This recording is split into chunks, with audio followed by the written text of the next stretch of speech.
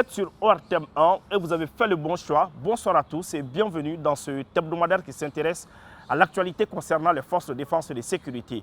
Dans son édito de la semaine, Colonel Mariam Sagara revient sur les missions des terroristes.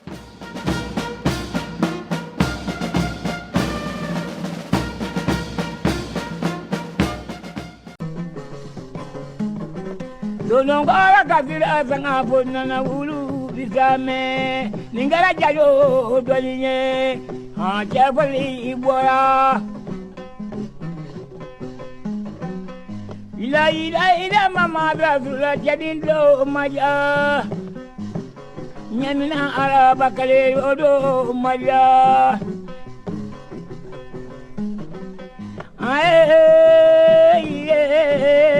maule kolo kolo tianu yanyado. Partage arbitraire des territoires, fracture communautaire, instrumentalisation des identités ethniques, génocide à la fois humain et économique. Voilà le sinistre héritage que l'Europe continue de léguer à l'Afrique. Depuis des décennies, cette relation asymétrique et brutale s'évertue à maintenir le continent sous les jougs d'une dépendance savamment orchestrée. L'exploitation de nos ressources n'a jamais été une fin en soi, mais bien un moyen d'assurer la perpétuation d'un système inégal au détriment de l'émancipation africaine. Ces 20 dernières années, la jeunesse sahélienne, notamment au Mali, au Niger et au Burkina Faso, s'est trouvée aspirée dans un tourbillon de violence, de précarité et de désespoir. Et pourquoi? Pour avoir souhaité briser les chaînes de la domination post-coloniale. Les peuples de ces nations, pourtant déjà meurtris par l'histoire, continuent de payer le prix fort de leur quête de dignité. Les campagnes comme les villes portent des stigmates d'une désolation imposée. Les familles enterrent leurs morts en silence pendant que, dans l'ombre, certains tirent profit du chaos. Aujourd'hui, la guerre économique s'ajoute à la guerre armée. L'étranglement financier de nos États s'organise avec froideur dans le but évident de nous mettre à genoux. Et comme si cela ne suffisait pas, la religion, outil d'élévation spirituelle pour les uns, est dévoyée par d'autres à des fins de manipulation meurtrière. Des jeunes souvent ignorants des enjeux réels sont enrôlés, endoctrinés, puis livrés à la mort au nom d'une cause qu'ils ne comprennent pas. Mais brûler des infrastructures, affamer des peuples, imposer la terreur, est-ce vraiment cela? Conduire des âmes vers Dieu. L'obscurantisme brandi comme étendard n'est qu'un paravent. Derrière lui se cachent des intérêts stratégiques, des plans machiavéliques dressés loin du Sahel, dans des bureaux feutrés, là où l'on redoute l'éveil de notre jeunesse. Car oui, ce qui dérange, c'est cette jeunesse debout, consciente, en quête d'un avenir qui ne serait pas dicté depuis l'étranger. Ce qui inquiète, c'est l'élan de l'Alliance des États du Sahel, AES, qui ose penser, agir, construire en dehors des anciens schémas de domination. Alors on inonde nos terres d'armes, on entretient le chaos pour qu'il serve de prétexte à une présence étrangère déguisée en retour providentiel. Souvenons-nous des propos ambigus de certains dirigeants occidentaux évoquant la nécessité de réinvestir le Sahel. Comprenons bien, les richesses pillées hier sont épuisées. Il leur faut désormais de nouvelles sources, de nouveaux prétextes, de nouveaux outils de contrôle. Face à cette stratégie de la destruction programmée, l'heure est à la lucidité. Ces violences qui se réclament de Dieu n'en ont ni l'âme ni la finalité. Ceux qui les perpétuent sont les instruments d'un projet qui n'a rien de divin. Il est temps de lever le voile. Nos ennemis ne sont pas ceux que l'on nous montre, mais ceux qui, dans l'ombre, cherchent à nous faire disparaître par nous-mêmes. Bato majarani mari basri dango ba atarida. Bato majarani tamade indri jagoro atarida.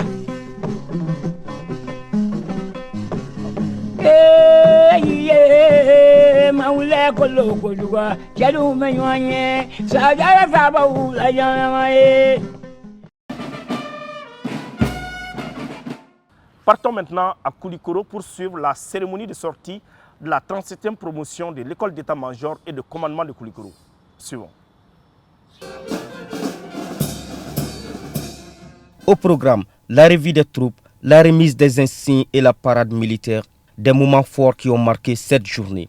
32 officiers formés, parmi lesquels un personnel féminin, ont achevé avec succès leur cycle de formation de 9 mois.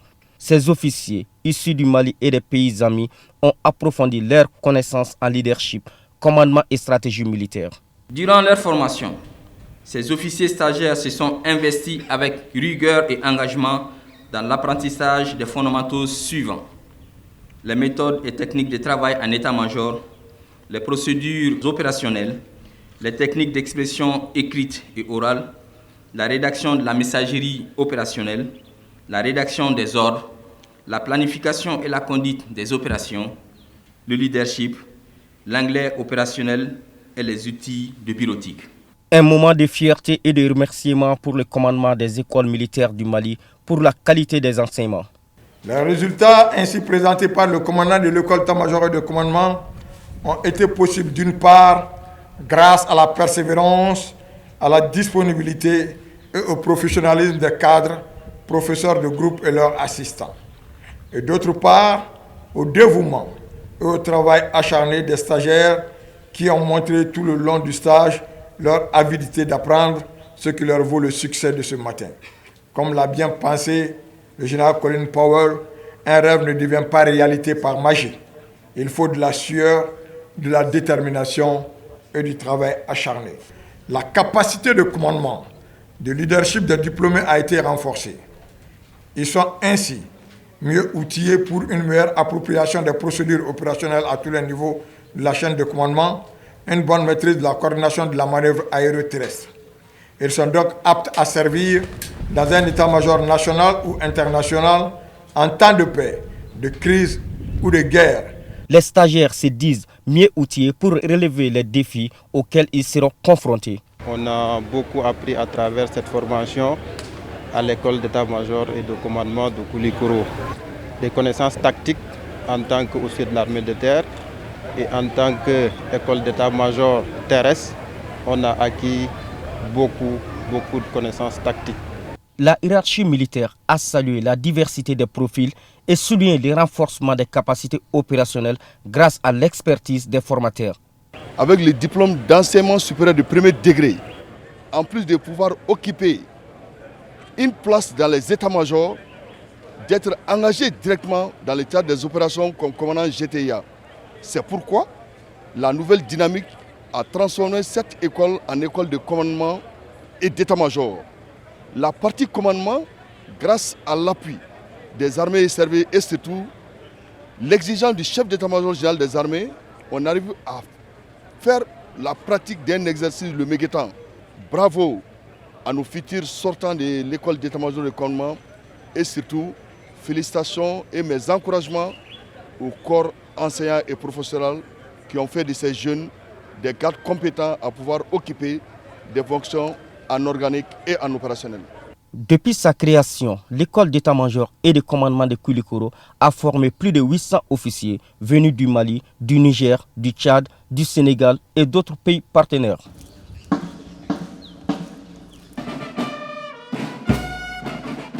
Il s'agissait au cours de cette journée VIP à l'école des guerres du Mali d'expliquer au chef d'état-major général des armées la mise en place d'une opération fictive dénommée Donko. L'objectif de cette opération est de pouvoir contrôler les réseaux commerciaux illicites dans la zone du Liptako-Gourma, de restaurer l'intégrité des États du Sahel et de déceler et neutraliser les groupes armés terroristes afin d'avoir accès à un environnement sécuritaire favorable et propice au développement socio-économique. Cet exercice de synthèse constitue pour la particularité de cette année à mener une opération dans la zone du Liptako-Gourma où il y a les 3 pays, le Mali, le Burkina et le Niger. Donc avec la promotion AES, on a eu à conduire ou à tenir compte des problématiques dans cette zone du Liptako-Gourma en termes de problématiques sécuritaires et en termes de problématiques concernant les enjeux géostratégiques de la zone. En outre, il s'est dit fier de la réussite de cet exercice qui va sûrement renforcer la capacité opérationnelle de ses officiers supérieurs. Les attentes ont été comblées parce qu'on a passé assez de périodes, en l'occurrence 4 périodes, en passant par la planification au niveau stratégique et 2 planifications au niveau opératif et puis la conduite au niveau opératif. On peut dire en un mot que les attentes ont été comblées. L'engagement des auditeurs de l'école des guerres du Mali et la planification mise en place ont impressionné le chef d'état-major général des armées.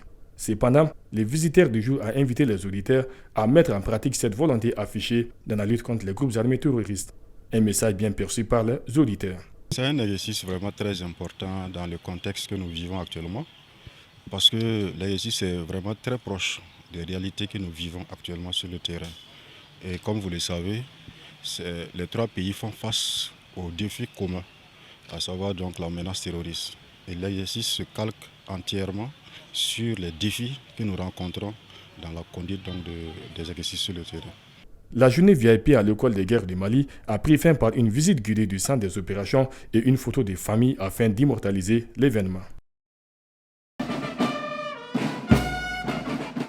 À l'intérieur du pays, les responsables militaires étaient en mouvement. Des mouvements suivis par notre reporter Alassane Amadou. L'armée malienne s'est battue sur des hommes forts, guidés par des chefs incarnant leur voix et leur courage. De Ségou à Kidal, en passant par Kobe et Bourem, les visites de terrain se multiplient pour renforcer la cohésion, inspecter les conditions opérationnelles et relayer les directives de l'état-major général des armées. À Ségou, le colonel Moussa Ongoiba inspecte les postes de sécurité de Djoura. Mais voilà ici, au camp de Djoura, au nom des plus fortes autorités de la transition, nous transmettons nos sincères félicitations et à toi et à l'ensemble de tes personnels. Il faut comprendre que notre seule religion commune, ça c'est notre patrie. Donc on ne va pas les laisser à cause de X ou bien Y. Que tu peux être chrétien, tu peux être musulman ou tu ne crois même pas, c'est des détails chez moi. La seule religion commune, ça c'est notre patrie. Et notre patrie, on ne va pas les laisser à un iota qui que ce soit. Préparez-vous moralement et encore intellectuellement et tactiquement et techniquement sur le terrain. C'est important. À Gao, le commandant du secteur 1 se dirige vers Bourem. Quand un colonel serre la main de ses hommes en pleine brousse, ça change tout. Nous avons un sentiment de fierté de la part du comme secteur. Nous avons eu beaucoup de conseils. Les conseils, c'est tout, conseil de sécurité, conseil de combat. Nous sommes très très ravis de la présence du comme secteur et sa délégation. Nous sommes fiers de lui. Sa présence nous a donné beaucoup de morale. Vu la situation sécuritaire, il était nécessaire et primordial de venir à Bourem et rehausser le moral des hommes. Et tout d'abord à notre arrivée, on s'est recueilli sur la tombe des voyants soldats décédés lors de l'attaque de 2023 à Bourem. Après, j'ai fait une évaluation de la situation sécuritaire en faisant les tours des checkpoints et donné beaucoup de conseils et rassurer les hommes de la disponibilité de la plus haute hiérarchie à les accompagner, les soutenir, à défendre ces pays, à défendre cette population de Bourem. Ensuite, j'ai rencontré la population dans le cadre des actions civiles et militaires. J'ai remis 2 tonnes de riz pour les familles des déplacés. À l'issue de la visite, j'ai vu des hommes engagés, prêts à défendre cette brave population de Bourem. Toujours à Gao, un camion en route pour Ansongo a été attaqué à Kobe. Alertés, les forces armées maliennes sont immédiatement intervenues, récupérant véhicules et cargaisons avant de les restituer aux transporteurs.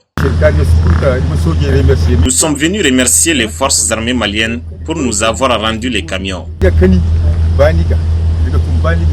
C'est grâce à leurs efforts que nous vaquons librement à nos occupations. Nous les remercions énormément. Ces camions partaient à Ansongo, sur la RN17. Dieu merci, dès qu'on a eu l'information, nous avons intervenu pour sauver les chauffeurs qui est actuellement à l'hôpital ancien.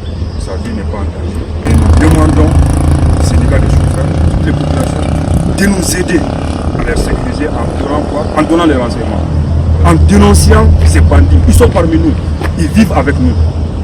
cela permettra d'accomplir nos missions régaliennes avec efficacité. Dans les confins du Nord, le général Massaoulé est attendu à Kidal. Personnellement, j'ai tenu à passer autant que faire se peut, régulièrement voir mes éléments pour échanger avec eux, partager la situation des opérations et entre-temps me retirer avec quelques directives que je vais leur confier. Encore un appel à cette population vaillante de encore resserrer les rangs autour des FAMA pour une franche collaboration et afin que la liberté de mouvement, la liberté et de mouvement des biens et des personnes soit tout le temps assurée dans ce secteur. Nous sommes davantage plus près avec ces éléments pleins de morale, avec plein d'énergie. Je pense que la mission, nous comptons sur un très bon résultat dans les jours à venir. Ces déplacements, loin d'être des formalités, boostent le moral et l'efficacité des troupes en première ligne. Il faut faire ce que tu dois faire.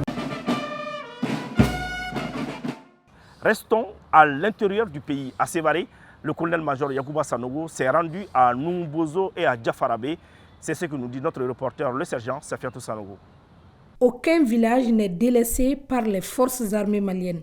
La protection des personnes et de leurs biens est un serment des forces armées maliennes qui se concrétise de jour en jour.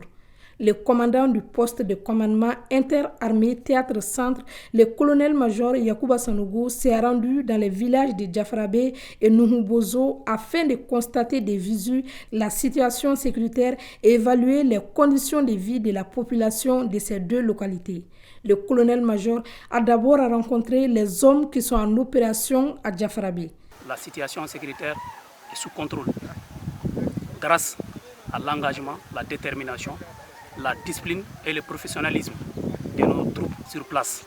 Conscient de la bravoure de nos hommes tombés à Diafarabé, il s'est recueilli devant la tombe de nos héros en hommage à leur sacrifice. Nous sommes à la piste de Diafarabé ici pour venir voir nos hommes sur le terrain, leur donner le message de la hiérarchie et un message d'encouragement. Nous avons trouvé une troupe qui est très motivée, qui fait ses tâches de façon professionnelle, qui est en bonne relation avec la population et qui entretient de bons réflexes de combat.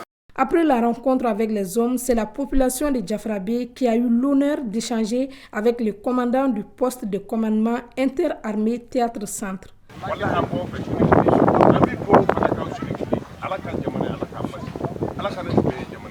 Il a ensuite poursuivi sa visite dans le village de Numbozo qui a tant souffert des attaques et blocus imposés par les terroristes. Ils ont ainsi reçu des sacs de riz offerts par la hiérarchie militaire. Nous savons que la population de Numbozo a été très républicaine, elle est restée fidèle aux efforts, aux femmes. Donc le CMGA donne gracieusement cette rencontre afin de soulager de leur peine. Ces dons ont redonné le sourire aux habitants de Numbozo.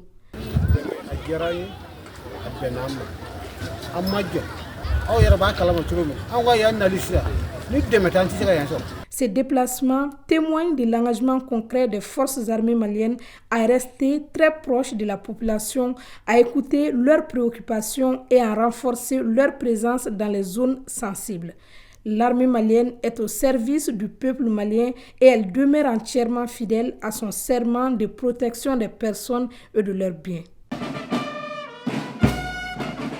Si vous l'avez bien remarqué, ces derniers temps, les terroristes ont changé de mode opératoire. Ils s'attaquent de plus en plus aux infrastructures de développement de notre pays. Pourquoi cela? Dr Touré, universitaire, nous donne des explications. Ce qui se passe actuellement au Mali, c'est que la guerre asymétrique s'inscrit dans une nouvelle phase. Donc cette nouvelle phase s'est développée autour des stratégies qui viseraient essentiellement à contester l'État, imposer une idéologie et exploiter les failles sociales et économiques.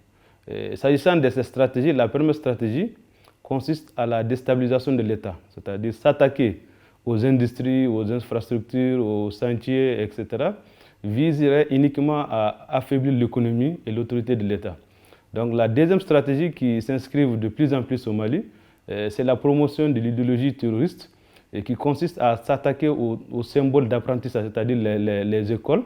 Et quand on parle des écoles, nous avons la fermeture des écoles Et la troisième stratégie, c'est celle qui consiste à saper l'effort de l'État en termes de développement, en termes de récupération du territoire, notamment en s'attaquant aux écoles et aux bases militaires. C'est-à-dire que ces attaques consisteraient à saper le moral non seulement des populations et des personnes qui sont susceptibles à encourager ou à venir en aide à l'État. La quatrième stratégie, celle qui est la plus conséquente, c'est-à-dire s'aimer la peur. C'est-à-dire quand on parle de s'aimer la peur, c'est une guerre psychologique en s'attaquant directement aux civils et à punir la collaboration. C'est-à-dire même si les situations se vivent dans des tentatives ou des potentiels candidats à aider l'État à lutter contre ceux-ci peuvent être frustrés à ne plus aider l'État dans cette guerre asymétrique. Et la quatrième qui consiste plutôt à rejeter toute action de développement au Mali, notamment l'action des partenaires qui vont aider le Mali à travers les projets internationaux. Nous avons vu ces actions consistent à s'attaquer directement aux projets internationaux et ces actions consistent aussi à dissuader les partenaires au Mali qui viennent investir. Nous avons vu malheureusement les industries qui ont été attaquées, des étrangers ont été enlevés. Donc ces actions consistent toujours à saboter toutes les actions de développement. Et en dernier lieu, la grande stratégie qui consiste maintenant à exploiter les failles dans le but du terrorisme international, du trafic transnational organisé pour asseoir leur autorité et récupérer des territoires.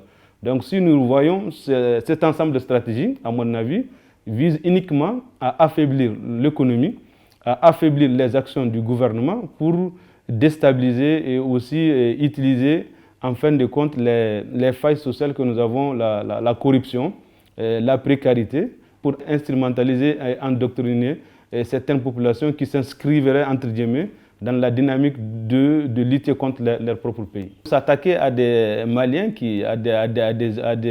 à des citoyens qui utilisent l'islam, qui pratiquent l'islam, n'a rien à voir avec la religion. Donc c'est plutôt une guerre qui viserait uniquement, c'est une guerre politique, une guerre géostratégique, une guerre, comme on appelle, par la main invisible, qui viserait uniquement à déstabiliser l'État malien, parce que nous avons su avec l'orientation politique que nous avons actuellement.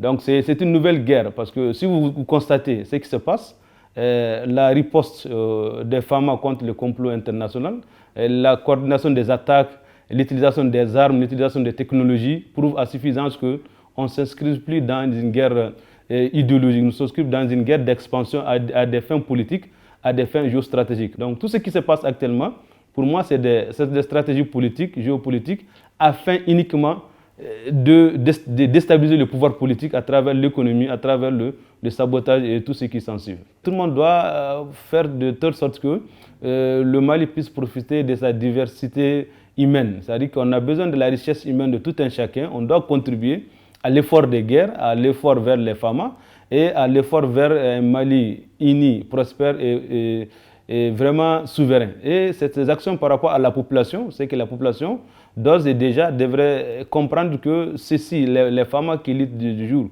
comme nuit sur les théâtres, malgré le sacrifice ultime, qui assure notre sécurité, et c'est à travers ça que nous avons la mobilité, nous avons notre libre circulation.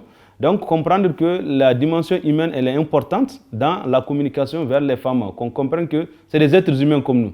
Donc cette population doit d'ores et déjà éviter d'être des sources de logistique, des sources d'information et des sources de déstabilisation au profit des forces du mal. Quand on parle de forces du mal, quelqu'un qui, à cause d'un petit montant, donne des informations ou héberger, donc tout ceci peuvent constituer des actions pour déstabiliser la logistique des groupes terroristes.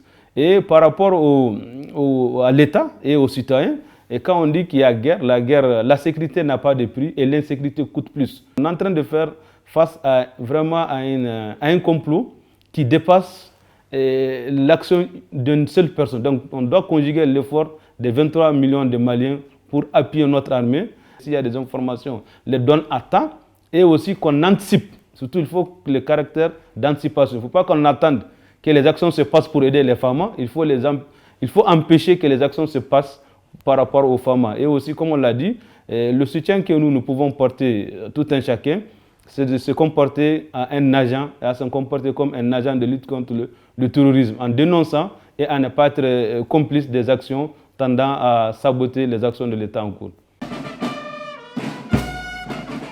Les terroristes, de manière générale, ou encore ceux qui s'attaquent à notre pays, sont-ils des musulmans? Agissent-ils au nom de l'islam? L'islamologue et imam Ousmane Diarra nous donne des explications. L'islam est une religion de paix par excellence, une religion qui invite le musulman à vivre en harmonie avec son environnement. Et pas uniquement les êtres humains, même les animaux, même les plantes. Le prophète, paix et salut sur lui, nous interdit de couper les plantes sans besoin, à plus forte raison de ôter la vie humaine. La vie est sacrée en islam. Rien ne suffit d'enlever la vie des innocents. Et le Coran est formel là-dessus. Dans la sourate 4, verset 93, Allah dit « Wa man qatala mu'minan muta'ammidan fajaza'uhu jahannam » Celui qui tue un croyant de façon volontaire, que ces derniers sont demeure et l'enfer pour l'éternité. Wa ghadiballahu alayhi, que Dieu se met en colère contre ces derniers. Et imaginez des groupes de gens que tu viens trouver, des innocents qu'on tue, des gens qui ne savent pas réellement ce qui se passe, comme le prophète paix et salut sur lui nous a prédit dans un hadith, qu'il y aura un temps, on va tuer les gens dans le désordre. Celui qui est en train de tuer ne sait pas pourquoi il est en train de faire, et celui qui est tué ne sait pas pourquoi on l'a tué. Et rien ne peut justifier l'acte qui est en train d'être fait, même si on utilise des slogans en disant c'est au nom de Dieu ou au nom de la religion. Et en islam, il n'y a pas de contrainte, la ikraha fid-din. Il n'y a pas de contrainte en matière de la religion. L'islam est une religion qui est dynamique, une religion qui dispose suffisamment d'arguments pour convaincre. Il n'a pas besoin d'utiliser la force ou la violence pour convaincre les gens. Ils sont en train de violer les principes de l'islam. Les principes de l'islam qu'il ne faut pas s'attaquer à des innocents, il ne faut pas s'attaquer à des femmes, à des enfants, et nul n'est habilité à porter les armes sans l'autorisation. Donc, ceux qui sont en train de réclamer, eux-mêmes, ils sont en porte-à-faux avec ça. Moi, je pense que le fait de les appeler des djihadistes, c'est les honorer. Les termes djihad ne collent pas avec ce qui est en train d'être fait. Ce qui est en train d'être fait, c'est uniquement du banditisme. Mais eux, ce qu'ils sont en train de faire, c'est aussi terroriser les gens, créer la peur, s'accaparer des biens d'autrui. Et alors, quand on fait la djihad, il est interdit de couper des arbres. Il est interdit de toucher aux biens des gens.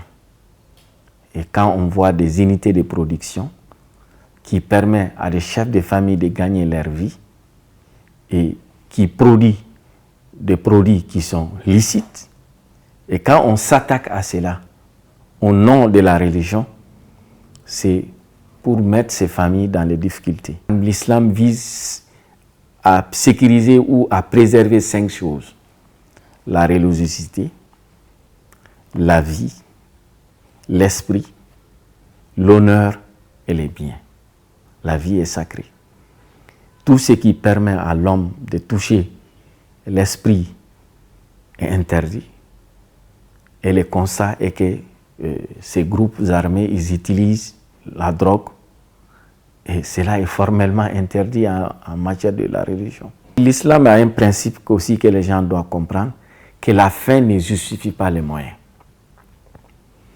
Dire que mon objectif est telle chose est noble, c'est la charia, mais le moyen qu'on utilise pour y arriver doit être des moyens aussi licites, acceptés par l'islam.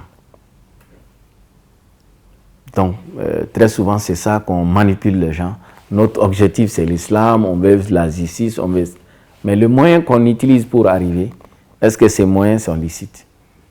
Donc, si ces moyens ne sont pas licites, l'islam te dit, voilà ton objectif dont tu dis, même si tu prédis, même si tu utilises ces slogans, et cela ne passe pas du point de vue religieux. Quand ils récupèrent ce qu'on dit entre parenthèses, la zakat, qui est habilité à collecter? C'est un État qui est habilité à collecter. Mais quand ils collectent, ils donnent à qui? Et c'est eux-mêmes. Est-ce qu'on les distribue aux pauvres? Est-ce qu'on les distribue, on l'utilise pour des actes de développement? Parce que l'islam a prévu, quand il a parlé de la zakat, il a parlé aussi là où on doit l'utiliser. Innama sadaqatu lil fuqara wal masakin wal amilin, les différents postes de dépenses où la zakat peut être utilisée et connue. Mais on n'utilise pas dans ces domaines. Et c'est eux-mêmes qui s'accaparent de ça. Et tout ce qui est posé sur le terrain n'a rien d'avoir d'islamique et rien ne peut les justifier. L'appel que je lance à moi-même et puis à tous les fidèles musulmans, d'abord aux érudits et aux imams, d'essayer d'intensifier la sensibilisation et d'expliquer aux gens l'islam vrai, l'islam comme le Coran nous enseigne, comme le prophète paix et salut sur lui nous a enseigné, qui est un islam tolérant, un islam qui accepte l'autre, qui accepte la diversité, qui accepte la divergence et qui demande aux musulmans de faire l'effort sur lui-même. Et nous devons faire comprendre aussi aux jeunes que ce n'est pas que tu es en difficulté, que tu n'as pas de travail, qu'il était permis de faire tout ou de n'importe quoi. On doit chercher sa vie dans un cadre licite pour que réellement ce qu'on gagne soit profitable pour toi et pour ta famille et pour l'ensemble des musulmans et te permettre de vivre heureux dans la vie ici-bas et d'être aussi parmi les heureux dans la vie de l'au-delà. Aux musulmans en général, de chercher à comprendre les religions et de ne pas se fier à des discours attractifs ou à des slogans qui, on voit la beauté à l'extérieur, mais à l'intérieur c'est pourri. Nous devons continuer à prier et continuer à sensibiliser nos fidèles et mettons aussi notre confiance à Dieu et aussi prier pour qu'il y ait la paix et la stabilité et aussi les gens qui sont en train de travailler, œuvrer pour la paix et la stabilité, que Dieu aussi les assiste, qu'il leur donne la force, le courage de pouvoir réussir leur mission et ce qui veut de mal pour nous et pour nos pays, que Dieu leur donne d'autres préoccupations, qu'Allah préserve notre pays. Aujourd'hui, dans l'émission Défense citoyenne, nous vous amenons à la découverte de l'école militaire d'administration. C'est signé le sergent Bitoufounet Traoré. Après plusieurs mois d'une formation rigoureuse, alliant exigences académiques et discipline militaire, les stagiaires du cours d'application des officiers de l'école militaire d'administration EMA, ainsi que ceux de la première promotion du cours de perfectionnement officier, s'apprêtent à franchir une étape symbolique. Leur cérémonie de sortie prévue pour le 18 juillet 2025. L'école a pour objectif de former les officiers et les sous-officiers du Mali en administration finance, en gestion des ressources humaines et en logistique. Le cursus proposé à l'école militaire d'administration, c'est d'abord chez les officiers, nous avons 2 formations déjà. Nous avons la formation de l'application des officiers qui a 3 filières. La formation du cours de perfectionnement, 3 filières également, administration, finance, gestion des ressources humaines, logistique. Actuellement, nous formons le cours d'application qui arrive à son terme, le cours de perfectionnement qui arrive également à son terme. Le point d'orgue de cette formation a été la participation à l'exercice Meguetan qui a pu concrétiser tous les cours théoriques que nous avons fait en collaboration avec les autres écoles militaires. Tout au long de la formation, ils ont vraiment acquis des connaissances qui peuvent les servir dans leur pays respectif. Ils sont maliens, burkinabés, nigérians, une mosaïque fraternelle issue des pays membres de l'Alliance des États du Sahel, AES. Cette diversité constitue une richesse. J'étais un fantasien tout fin. Aujourd'hui, je ressors un administrateur accompli. La formation m'a permis de découvrir des techniques de gestion administrative. Elle m'a permis de développer mes compétences dans ce sens et elle m'a permis de développer ma confiance en soi dans le futur travail d'administrateur qui nous attend. Je suis fière d'avoir eu à passer ces 9 mois avec 9 nationalités. Je suis venue ici au Mali en tant que Nigérienne. Aujourd'hui, je ressors avec 8 nationalités, mais surtout très malienne. Armés de savoir et d'engagement, ces jeunes officiers sont prêts à prendre les rênes dans un contexte sécuritaire complexe où le leadership tactique est désormais une nécessité vitale. Sur le plan professionnel, cette formation m'a permis d'acquérir de nouvelles connaissances, des techniques de gestion, des choses qui vont vraiment m'aider dans mes tâches futures, qui vont me permettre de servir ma nation avec loyauté et dignité. Ça a été une période intense en un moment pour nous, mais surtout ça a été une période de partage et d'apprentissage des connaissances à travers les pays différents qui sont venus pour les stages au Mali. Malgré les défis, nous avons su grandir ensemble en tant que futurs administrateurs. À travers cette promotion, c'est toute une vision stratégique qui se dessine. Un élan concerté entre les États membres de l'AES qui voient dans la montée en compétences locales un levier de souveraineté et de résilience. Cette dynamique traduit une volonté partagée de bâtir une coopération militaire solide fondée sur la compétence endogène. Avec ce stage, on a acquis beaucoup de connaissances. Nous sommes fiers, nous sommes contents d'avoir passé les 5 mois car nous allons appliquer tout ce que nous avons appris. J'ai eu un apport vraiment énorme parce que ça m'a permis de monter à un autre échelon qui est le cours de perfectionnement d'officier. Ça m'a permis de savoir réellement comment un commandant d'unité doit se comporter en matière d'administration. Dans quelques jours, cette nouvelle génération de cadres appelés à conjuguer savoir-faire, technique et sens du commandement recevront officiellement leur attestation. Une page se tourne, une autre s'ouvre, écrite au service de leur armée et de la stabilité régionale. Les Maliens continuent de faire parler leur cœur. Certains ont apporté leur aide à l'armée malienne. Suivons les détails avec le sergent Safiatou Sanogo. Dans un élan de solidarité et de patriotisme, les Maliens restent debout pour soutenir ces forces de défense et de sécurité, quels que soient les défis à relever. Le président d'honneur des Maliens résidant au Congo, M. Cheikhne Diawara, vient de remettre une somme symbolique d'1 million de francs CFA aux forces armées maliennes comme effort de guerre. Notre ami Cheikhne Diawara, avec tout ce que l'armée fait, il est très content et il dit qu'il va faire un geste. Ce geste-là qu'on a venu faire à l'endroit de l'armée pour participer à l'effort de guerre. Au peuple malien, nous demandons à tous, comme on le dit en Bambara, que chacun fasse ce qu'il peut faire, fournir quelque chose à l'armée pour l'encourager, parce qu'on sait que c'est un travail assez dur, assez pénible. Mais si on les encourage, cela aussi les amène à prendre du courage. Et nous saluons beaucoup les efforts déjà fournis, la libération de Kidal, d'autres villes, l'effort qu'ils ont eu à faire à Kaïtou récemment et partout où il y a le terrorisme, ils sont présents pour vraiment indiquer le mal. Ça, bravo à l'armée, bravo à nos enfants, tous ceux qui sont sous le drapeau et nous les encourageons. L'Itimina, c'est l'île d'Afrique, c'est pas ce Mali. Vous êtes vraiment bon exemplaire.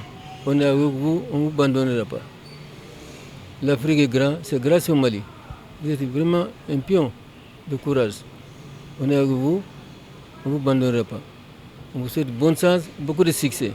Dans ce même élan de solidarité patriotique, le commandant des zones de défense numéro 3, le colonel Pascal Berthet, a également reçu une somme de plus de 4 millions de francs CFA de la part d'une délégation représentant toutes les sensibilités de la ville de Kati. J'ai accompagné les forces vives de Kati dans la zone de défense numéro 3 de Kati pour remettre un montant significatif au commandant de zone en guise de contribution à l'effort de guerre. Je suis fier de cette société civile, de cette force vive, parce que quand on fait ces gestes, ça veut dire qu'on a confiance aux autorités, dans tout son sens. Qui dit une armée forte dit une population résiliente. Ces actions revigorent davantage les forces armées dans leur mission de protection des personnes et de leurs biens.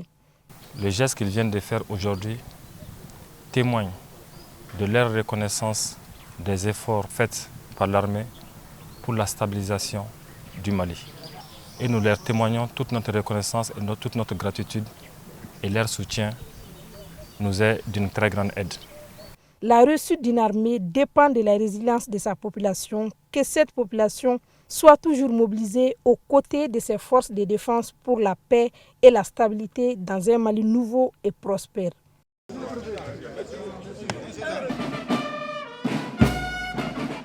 À présent, nous vous proposons de suivre le bilan des différentes opérations menées sur le terrain.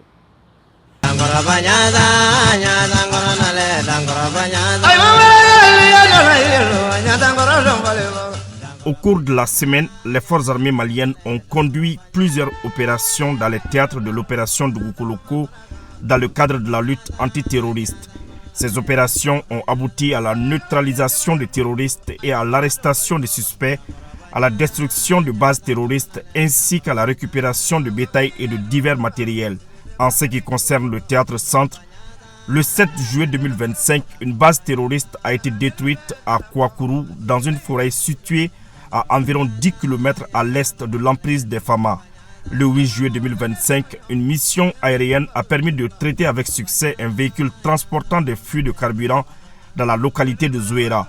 Le 11 juillet 2025, les Fama ont mené plusieurs opérations dans les localités suivantes. À Gossi, plusieurs hameaux servant de refuge aux terroristes ont été détruits. À Sévaré, une patrouille de proximité a récupéré une moto et divers articles. À Niafunké, une patrouille de proximité a interpellé 6 suspects dans les secteurs de Tendé et Tombia. Ces derniers ont été remis aux autorités compétentes. À Ber, une mission des FAMA a détruit des stocks de carburant appartenant aux groupes armés terroristes. À Gao, les FAMA ont intercepté un camion en partance pour Ntaaka contenant 20 marteaux-piqueurs et 100 bidons d'huile à moteur. Les matériels étaient destinés à la mine d'or de Ntaaka. Le chauffeur et le matériel saisis ont été remis aux autorités compétentes pour enquête. Quant au théâtre Est, le 7 juillet 2025 à Gao, dans la localité de Kobe, suite à l'échec d'une tentative de braquage sur la route nationale numéro 17, une mission de sécurisation du trafic routier a récupéré un camion contenant 7 tonnes de sucre, 3 tonnes de farine, 1 tonne de semoule, 5 cartons de cubes magie, 5 cartons de sardines, 44 cartons de biscuits, 10 casiers de boissons, 1 carton de savon et 4 cartons d'eau de javel. Le véhicule sera remis à son propriétaire en présence des autorités compétentes. Le 12 juillet 2025, une unité des FAMA en reconnaissance offensive dans le secteur de Dinzindiki, à 45 km au nord-ouest de Gossi, a été prise à partie par des terroristes. Le bilan fait état de la neutralisation d'un terroriste, de l'interpellation des suspects, de la récupération du matériel militaire ainsi que de la destruction de motos et d'un pick-up. À l'Elewe, les FAMA ont interpellé un individu suspect en possession de 7 bœufs. L'intéressé serait un voleur de bétail notoire dans le secteur. Il a été remis aux autorités compétentes. Après identification, les animaux seront officiellement restitués à leurs propriétaires. De plus, l'état-major général des armées confirme la poursuite des opérations de recherche et de neutralisation des terroristes. Par ailleurs, les FAMA maintiennent leur mission de sécurisation des populations et de leurs biens sur l'ensemble du territoire.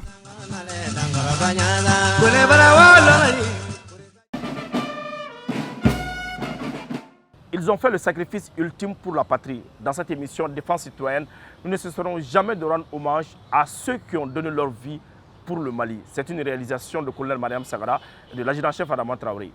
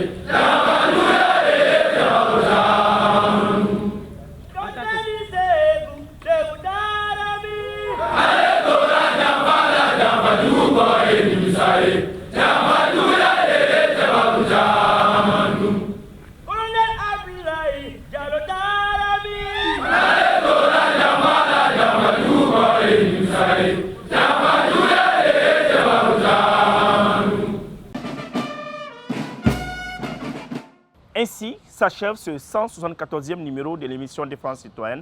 Merci de l'avoir suivi. Un grand merci à toute l'équipe de production. Nous vous donnons rendez-vous la semaine prochaine, Inch'Allah.